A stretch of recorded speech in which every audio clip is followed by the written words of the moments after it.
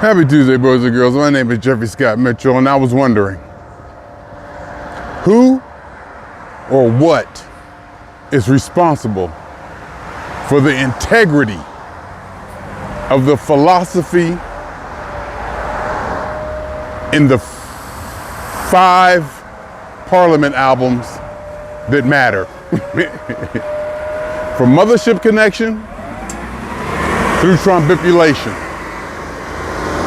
When I first heard Mothership Connection, it was the sound of the synthesizer that got my attention. It was electronic, it was funky, it was unnatural, and being the kind of person I was in the crystal radios and electronics and this such, I grabbed, as soon as I heard it, then I heard the rhythm, I was through, I got it, you know, that was it. I took the 8-track home that same day from when I heard it, at 421 West Dewey, Youngstown, Ohio, sitting at that dining room table, and I studied the lyrics. My mother had a brother typewriter, electric typewriter. I typed out the lyrics. To P-Funk, I listened to the music had me, but it was very important for the philosophy or for what was being said or the intention of the music. Throughout my Parliament career of study and worship of the philosophy of P-Funk and my interpretation of it, let me just say that now. Let me just say that, and for one time as a disclaimer or as an overview, this is just my interpretation. This is just my subjective opinion and experience of the P-Funk philosophy and the music and such.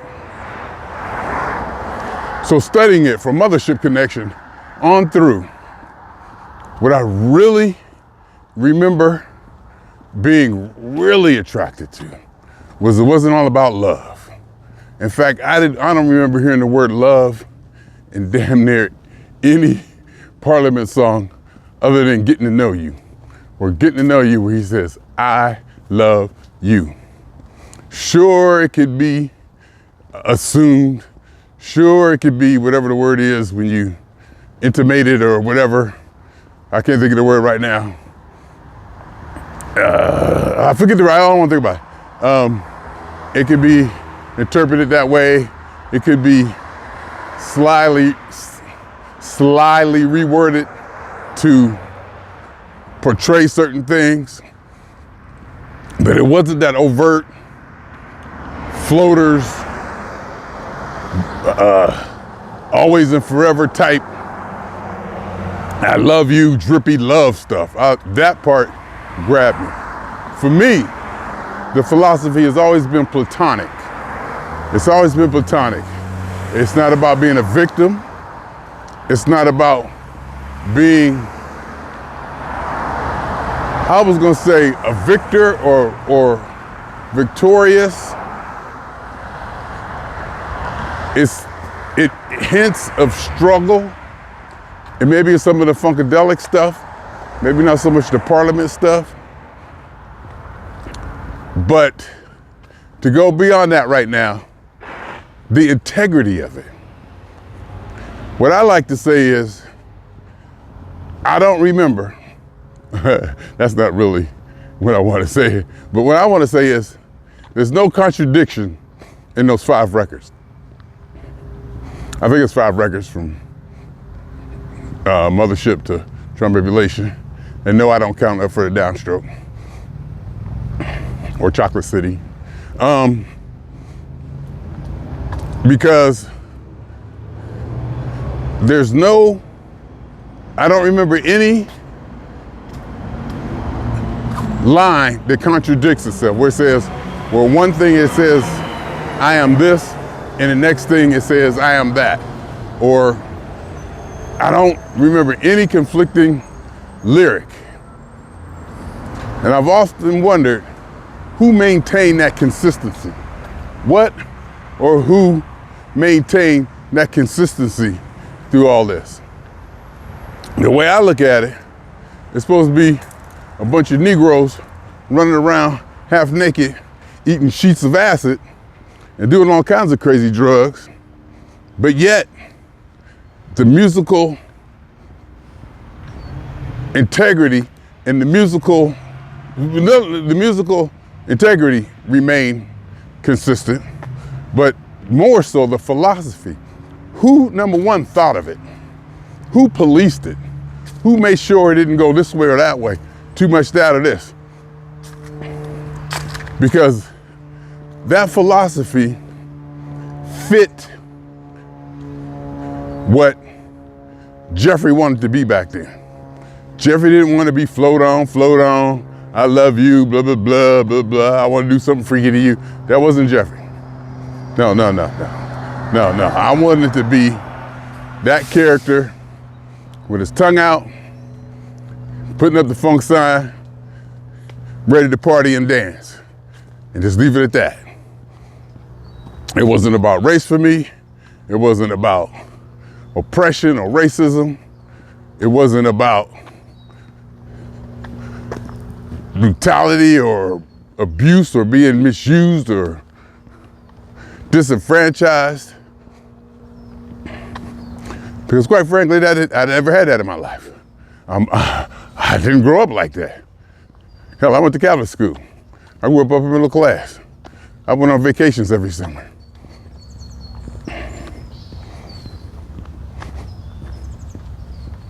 It wasn't about race, so none of that political turmoil that some of the people in the hood or in maybe not poverty places, impoverished areas, but disenfranchised or, ghettos or whatever. The Funkadelic records hinted at that, but even in a way, the Funkadelic records hinted at it. It wasn't as a sense of a victim. It wasn't like being a victim. It almost celebrated it. It almost celebrated the stereotypical ghetto tendencies of people in the hood and how people in the hood did things or this or that.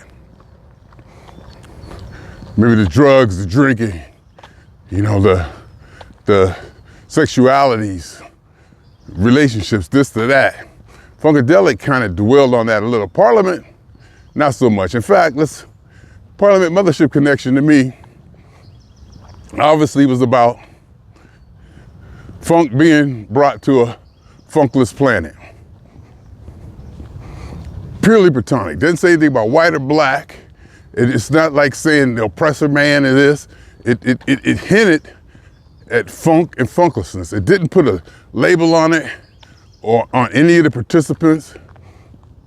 And even though overall it hit as black people in space or an alien coming back and he being black, that wasn't overtly put on, that isn't overtly put in the philosophy or the lyric or the record.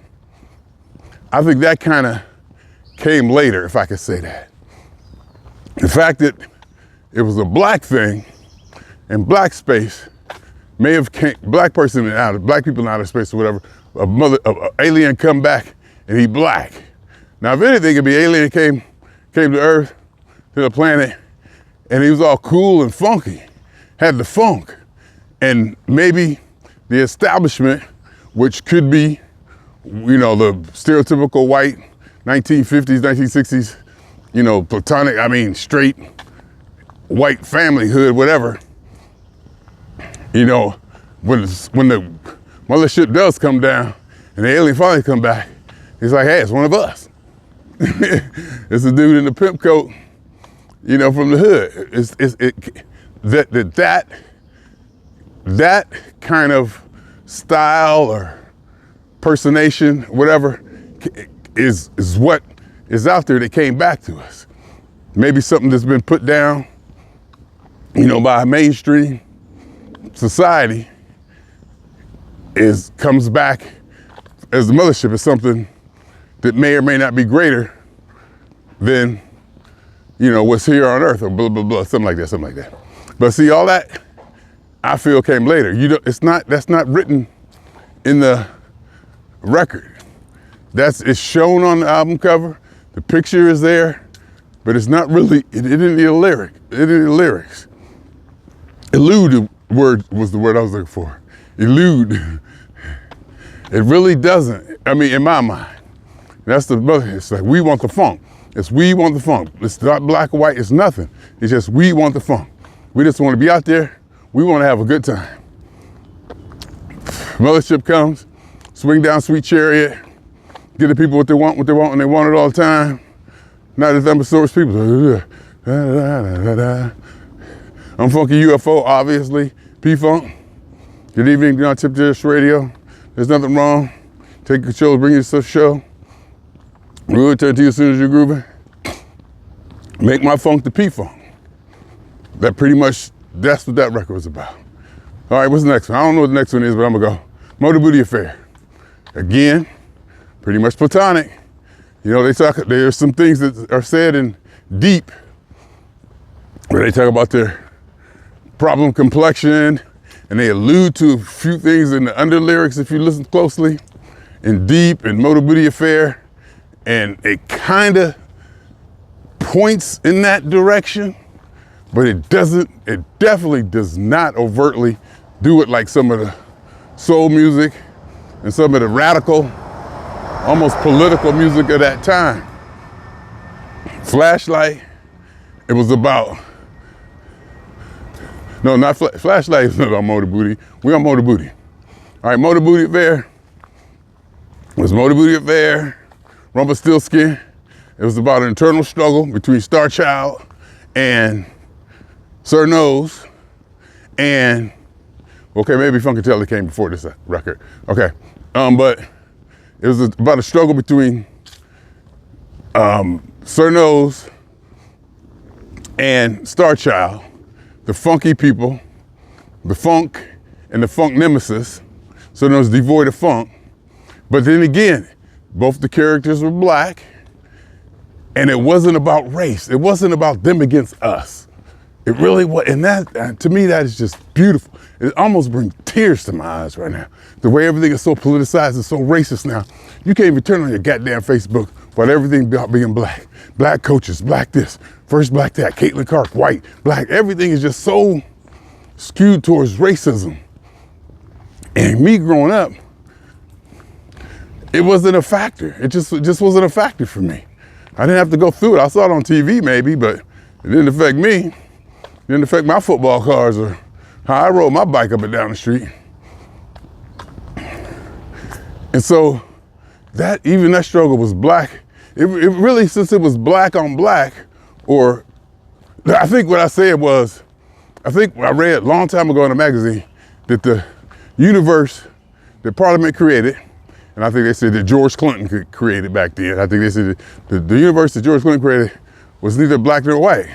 It was a universe where white people didn't matter, or were just all black. So the race thing just didn't matter. And I will say, for a long time, I thought Sir Nose as being, you know, a stiff, uptight white man, or stiff, uptight white culture that didn't want to dance. And then it wasn't until later that I realized Sir Nose was too cool to dance Negro up against the wall. Didn't want to sweat, didn't want to get his hair wet. You know, too clean, too cool to get down and be funky. And I was the guy being funky, getting sweaty, tongue out, just being that. You know, and that's the person I wanted to be. In fact, like I said, when I saw that character, I was like, oh my God, that's it. That's it. And through my childhood and teenage years, that was my, do I want to say role model? Do I want to say that was my role model? That P-Funky character. So it really wasn't about black or white or racism. Or you can say he alluded to it. Everybody knew he was talking. You can say everybody knew he was talking about. Everything about this. Oh, it was obvious that it was this. It was obvious. No. That was a Motor Beauty affair. One of those funky things I just heard about a dancing underwater, not getting wet, where you can just dance through stuff with rhythm and the magic of the rhythm. With the rhythm it takes to dance through what we have to live through, you can dance in the water and not get wet. Psycho, alpha, disco, beta, bio-walker, do-loop. I'll break it down for you again. Psycho is mind. Alpha is first. Get your mind together first. Disco, beta. Get your dance second. Bio-aqua in the body water dance. Body, bio. Aqua, water dance. Do-loop. Do-loop is the dance. Psycho, alpha, mind first. Disco, beta. Dance second. Bio-aqua. Bio-aqua, do-loop. Body, water, dance. You get yourself together like that. See? It was about that. And it really wasn't about anything too ultra political. It was about us doing for us, if I want to push it that way. And that's where I'm at today, right now. I'm like, I don't give a damn what the white man do. And that's kind of my sentiment even to this day. I don't care about what the white man do or racism or this or that. At least not in the times I grew up. Maybe 60, 70 years ago, it made a difference, and it definitely made a difference to my parents. But I'm like beyond that. You know, to me, it's not about that. It's about what we need to do for us. If you want to make it a black thing, and black people this, black people that. It's like we need to get our shit together before we start pointing fingers about what anybody else do. And in a way, and to me, that philosophy of maybe Motor Beauty affair was all about that. It wasn't about any external sources. It was about us dealing with us. And I love that. One of those funky things, I just heard it's gonna be, do you wanna get off? It's about going to that party. That party where everybody come together and dancing, rhythm, and the music, the magic rhythm, and what we can dance through, and it's gonna help us get over. Motor Beauty affair. It was the commentary for that dance, that party. Deep was just about maybe more Deep may have gotten a little bit into some of the social interreactions or dysfunctions, not dysfunctions or conflicts or whatever. One of those funky things, Rumpelstiltskin, about the struggle between Sir Nose and Star Child, Uncle Boogie. You're a fish, I'm a water sign. You're a fish, I'm a water sign. It may be quote unquote a love song, but it's not. It's not. And I love that. I absolutely love that song. I love that song, and I love the fact that it may be a love song, but it ain't. It's deeper than a love song. Love, what's love got to do with it? I was young. I had love, there was little girls and stuff that I had, and love meant this to me, love meant that. Love definitely had an effect on me. It wasn't like I wasn't affected by love. Love changed my metabolism and all that. But that wasn't something that was my primary focus. It was the cherry on top of it. It wasn't even a dessert. It was the cherry on top of the dessert. Everything else came first, in a way. But when you're young, and love just girls, and having that special person, I got caught up in that. I got caught up in that years ago. Years ago. So, but you're a fish, I'm a water sign. Sure, it alludes to having that special someone or having that special person, but it doesn't right out say, I can't live without you, or I need you, or this or that, or oh my God, you're the best, I can't go on without you. And to me, even back then, and even to this day, there's nothing, there is nothing Jeffery Scott Mitchell feels that way about. Nothing is better than me. I come first, by far. And for me to even allude, well, maybe when I got caught up in that love feeling and in the warmth and comfort, not warmth and comfort, but in the euphoria of love, the other person, what they did or didn't do did matter to me and affected me, and I didn't like it. I stopped it. I remember, I can tell you that story later. I remember I stopped. I said, I don't want to do this no more. We don't want to be dependent on anybody else for our happiness. We're going to stop that. So that's where I'm coming from. So you're a fish, let's go down. I want to be on the seaside of love, and you're a fish. And I think it says, I want to be on the seaside of loving you, thee, or something like that. It's not I love you. And that makes a big difference to me. That makes a big difference to me. All right, let's go to Funkadelic. Funkadelic, I believe, is the introduction to Sir Nose, the character, who, if you look on one of the Parlette records, one of the older Parlette records, there's a teeny weeny picture of Sir Nose up in the corner. Teeny weeny, like little drawing of Sir Nose up in the corner of one of the Parlette records. I forget which one. It's probably Play Me or Trade Me. I think it's probably Play Me or Trade Me. It's definitely not Pleasure Principle, and it's definitely not Invasion. So I think it's that one, the one I said, Play Me or Trade Me. Okay, so there's the introduction to Sir Nose and the struggle between, quote unquote, a classic struggle between good and evil, classic struggle between, that's been done before.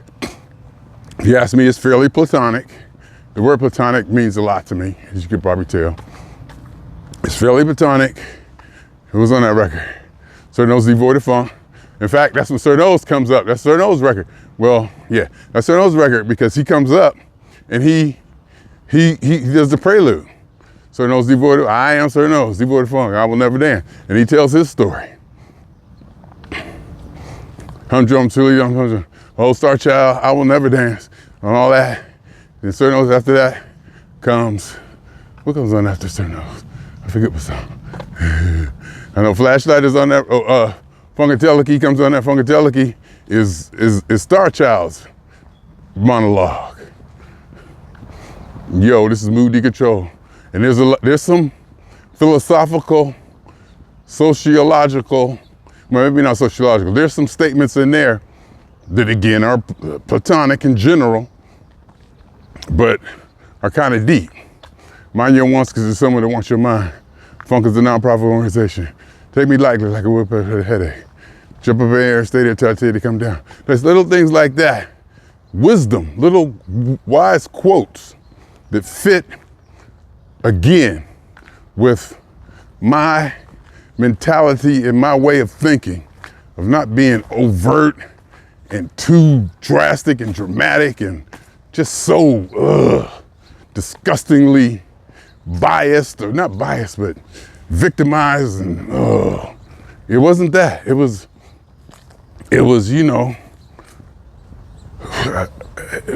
take care of your own. We're gonna party through it. And one of the main things P-Funk was, we're gonna get through it. We're gonna party through it. We're gonna dance to it. If you can't dance to it, don't do it. And again, all these records are a consistent philosophy. They don't jump from one thing to the other. Let me see, Funkadelic was on there. Placebo Syndrome. There's so much syndrome lately. And that's again about Sir Nose. Probably Sir Nose versus Star Child, funk against non-funk. And maybe the overall mainstream unfunkiness of the mainstream and how funk, because back then funk was a bad word. Literally. I wasn't allowed to say funk. I get here, we want the funk on the radio. We ride in the car. I'm riding in the car with my mother. We want the funk on the plane on the radio, and I ain't allowed to say funk. And they know I love Parliament. They already knew by then. Because I already said, my song come on the radio, and I wasn't even allowed to say it. And they saying it on the radio. So that back then, it was a bad word. It really wasn't introduced into the mainstream. It wasn't accepted the way it was. Not even among black people. Black people didn't really accept it until Flashlights and Knee Deeps and all that. I mean, a lot of the L heads listen to Funkadelic, but again, that ain't funk. Funkadelic is something else. Funkadelic may be P-Funk, but it ain't funk. Okay? I just said something I'll probably have to explain to myself later. Funkadelic may be P-Funk, but it ain't funk. Anyway, because who says a funk band can't play jazz music? Who says a funk band can't play blues? I made that part out. But You know what I mean? So that's placebo syndrome. There's so much syndrome lately. And ups and downs. Your ups and downs is just, you don't talk about life. Your ups and downs, platonic. Not blaming nobody, not saying this is the fault, I'm not saying I'm a victim. It's just a generic, wholesome mantra or statement. What else is on that record? Let me see, Funkadelic, Flashlights on that record. Well, I forget what's on the record. I should pull up a thing. What's on Funkadelic? Bob gun. I'm gonna shoot him with the Bob gun. That's again, Sir Knows. And about the struggle. I'm gonna shoot him with the Bob gun. Flashlight, of course. I'm a damn flashlight. That's it. When Sir Knows dances. Where Star Child wins, Sir Knows dances. Oh, it's so good. It feels so good. It feels so good. Oh, that's Aqua Boogie. It feels so good. No, so because Aqua Boogie came after Funkadelic, so Sir Knows, oh, so good. Oh, so, that's when he danced. And you can hear him dancing because he got shot with the Bob gun in the middle of Flashlight. That's in the song, in the live version. When Carlos gets shot with the Bob gun, he started doing all his stomach moves and dancing, and all the women started going crazy and shit, pushing, trying to get to the front. I was like, you better back up. And then I just got to the point where I was like, I just kind of moved to the side, let them get up there and get their little touches or whatever, and I moved back. I'd be like, man, I used to tell them, I told Mr. McMurray, I said, man, they be going crazy for your ass out there. I'm sure you see it. I'm sure you see it. And he used to get up on top of the speakers. Remember, he'd get up on top of the speakers and stuff. And that Negro, I gave him my license plate. I gave him my P41 license plate years ago, decades ago. He never gave it back. He said it was in a bin. He said he had it in one of his storage bins. He never had to go buy another one. I had to get another one from the DMV. That's when I learned, don't give them Negroes nothing. But then I learned that in a, just the, lesson learned way. No hatred, no meanness. Up, that's your fault. You should have known better. Next time you know. Got me. He never got it. He gave it to him. He never gave me my plate back. I miss him being out there. He was cool. Miss him being there, Carlos. So no, he's really cool. He's really, really cool dude. Really cool dude. Anyway, when Sir Knows got the Bob gun, and the whole idea of the Bob gun, shoot them with the Bob gun. Turn me loose. We shall overcome. We're gonna shoot them with the Bob gun. He said, talking about turn me loose, let me be free. In a way that can allude to a bunch of political things that have been going on at the time, and maybe even now. But it's not overt, if anything. All right, Gloriella Stupid. Gloriella Stupid. Again, Sir Knows seems to be winning a lot of these albums. Pin and Tell on the Funky. And I'll Make a Jackass Out of the Funk. Then it's the Thief of the Black Hole. He dances. I am the funkiest. I am the funkiest. Did I, Sir Knows, devoid of funk, declare I am the funkiest? That's Thief in the Black Hole. Glory Holly Stupid. Glory Holly Stupid's on the That's Star Child's monologue. Glory Holly Stupid. Pin and Tell. A tale where the nose wins in the end. They flat out say it.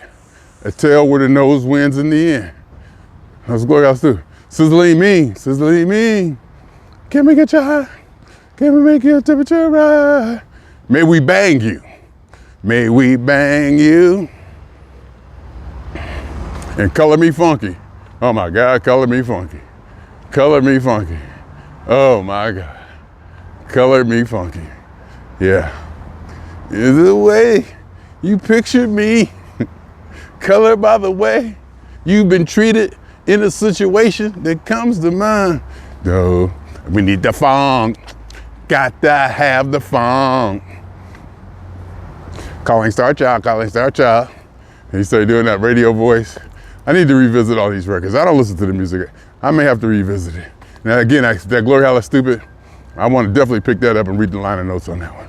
I definitely want to reread that and revisit that one. I definitely want to do that.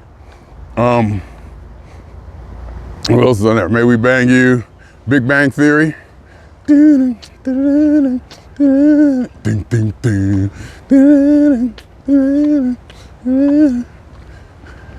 Hallelujah Stupid. Quartz, Gleons, Red Giants, White Dwarfs, Big Bang. There are 8 billion tails in the naked universe. This is just one of them. But they all have black holes. A creative nuisance with the reckoning of stupidity as a positive force in a world of invariable logic and percussionate beings that protects saints, that takes babies and admitted fools. That's brilliant. That's fucking brilliant. Who wrote that shit? Who? Who's responsible for that? Okay, I'll say it. I believe it's some white people. I believe it was some geeky white people somewhere, either geeky white people or some hippies somewhere around there. You know, it's almost like some philosophical brain scientists. But they always say, everybody's always say, and Trombipulation. Okay, and they always say, and Mr. Clinton read. Everybody said Mr. Clinton's always reading everything. And you know, he's smart. I mean, he's obviously smart. You can tell he's smart because he's like 80,000 years old now and still speaks with such clarity. I mean, that's just right there. That's just a witness to something that had to be going on for years and years and years. The fact that he's this old, been through all he's been through, all the quote unquote drugs he may have taken. In fact, quote unquote drugs I know he has taken because I was there firsthand one night to actually see it and sit in it and get it all over my goddamn clothes. And so after he's been through all that, even now, he speaks with such a clarity and we remember and pull stuff back from like, oh yeah, 1950, me and Cindy Bones and blah, blah, blah, blah, blah, blah, blah. I'm like, oh my God. I'm like, that's pre-Mothership, we don't care. That's pre-Bootsy and Mothership Connection, we don't care. No, I'm joking, kinda. But so like that whole, I keep thinking who, and I swear, I think it might be the record labels, maybe Casablanca, whoever the Parliament records was on, may have been policing the philosophy. I mean, but you know, if it was Mr. Clinton and them and it was Parliament and all them doing that, you know, more credit. I want it to be, in fact. But that's how integral, if that's a word, that's how consistent I think the philosophy is. That it had to be seemed like it was overseen by a committee. And that not just one person could have handled that, or unless one person had complete control of every syllable or letter that went on the album covers or what was said on the records. And I'm thinking even if Mr. Clinton had that, that's still a tall task. That takes a lot of work. That takes a lot of work for somebody who was supposedly eating sheets of acid for breakfast. And Trombipulation. Trombipulation came out when I went to DeVry after I graduated from high school. That was the record that I took after high school to Columbus, Ohio with me. Pika Groove, very touching, very, very touching song to me. In fact, one time, me and Mr. Carey was playing Name That Funk Song. And you know me, we just sitting in his living room and you know, I got balls. Not balls, but you know, it's all about Jeffrey. I mean, he could, like I said, I could be sitting there with Mr. Clinton himself. I could be sitting in heaven with Jesus himself. I'm gonna question him on the Bible. I'm gonna say, well, what? I could be sitting there with God himself. I'm gonna say, well, what does this mean? This don't make no sense. But, so we was going back and forth, you know, kind of matching P-Funk wits, even though, you know, he was probably, you know, treating me with kids' gloves. And we came up with Pika Groove. I was like, Pika Groove? Because we was like naming stuff. And I was like, yes, he can, you know, oh, I remember that one. And I went Pika Groove. And I was like, because we was talking about Trombipulation was a good record. And I said, Big Groove. He said, Big Groove. He was like, I was on that record. He started singing, We Can Peak. I almost cried. I almost fainted and cried and died. That record was so close to me during college coming up. That, you know how you sitting there on those nights or whatever, you had some kind of day, probably got a little, nice weed high or whatever. You listen to it, you just let that music take you to that place, or, give you some rejuvenation or some kind of, uplift or motivation or whatever. And it was that intimate. Pico Groove was that intimate to me. And he gonna sit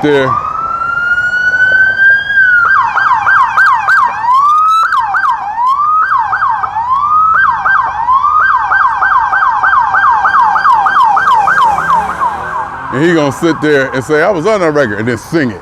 And then as soon as he sing it, I was like, I remember hearing him on the record and everything. It was like, oh my God. I was like, oh my God. I was like, oh my God. That was a good one. That was a good one. That was a good one. But Pico Groove was on that record. Trombipulation. Nose was on that record. Trombipulation. Trombipulation. New funk. I forget the words of that, but I need to listen to it. But I think that was Trombipulation. And of course, Nose wins in the end. They say everybody, funky and be like, you like that record? That's Nose record. Nose won.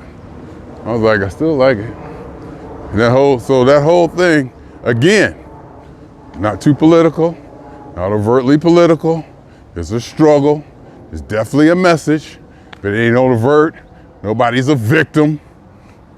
It's not about I love you, love, or nothing like that.